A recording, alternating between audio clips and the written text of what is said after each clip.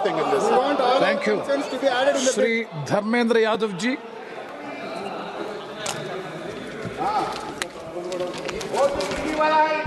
धन्यवाद सभापति जी।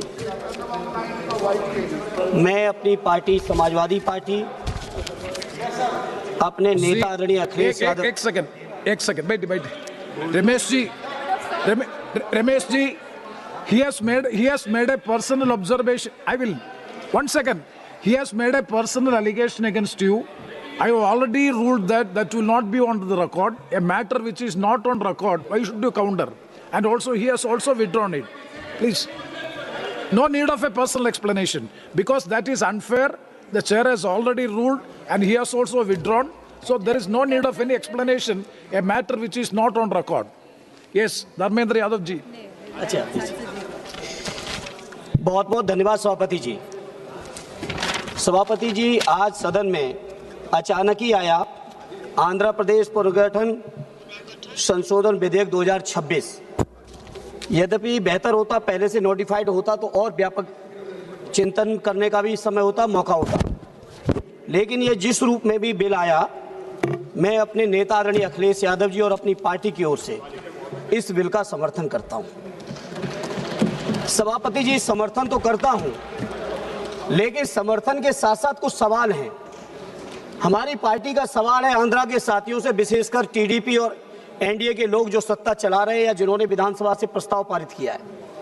बहुत स्वाभाविक तौर पर आंध्र प्रदेश का सबसे बड़ा शहर विशाखापट्टनम स्वाभाविक राजधानी के तौर पर डेवलप हो रहा था, और अगर उस स्वाभाविक राजधानी को आपने स्वीकार किया होता तो आज जो बहुत सारी चर्चा चल रही कि इतनी जमीन की जरूरत पड़ रही है, इतने खर्चे की जरूरत पड़ रही है, इतने लाख करोड़ इन्वेस्टमेंट की जरूरत है, अगर आंध्रा के साथियों ने, वहां की सरकार ने ये फैसला लिया होता तो आज ना तो इतनी किसानों की जमीन की जरूरत पड़ती, ना इतना पैसा खर्च करने की जरूरत पड़ती जो कर्ज लेके आपको लेना पड़ रहा है, शायद नहीं पड़ती अगर देश का हर राज्य विकसित हो।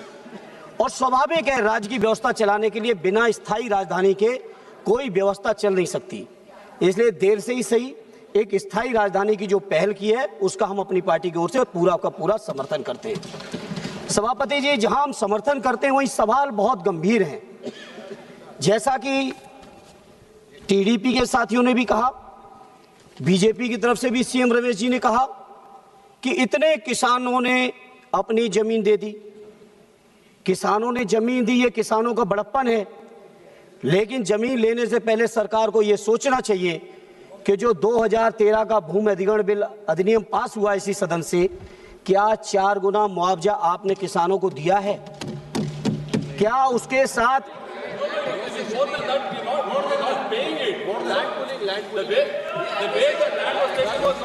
मुआवजा दिया? एक अगर दिया अच्छी बात है, हम आंध्रा के किसानों के हितों की बात कर रहे हैं। मुआवजा किसानों को पूरा मिले, उसके साथ साथ जो रहने की जो कंडीशन है प्लॉट मिलने की वो पूरा मिले। ये हमारी लैंड पुलिंग तो बड़े लोग करते हैं, किसानों को क्या मिल जाएगा हम भी जानते हैं।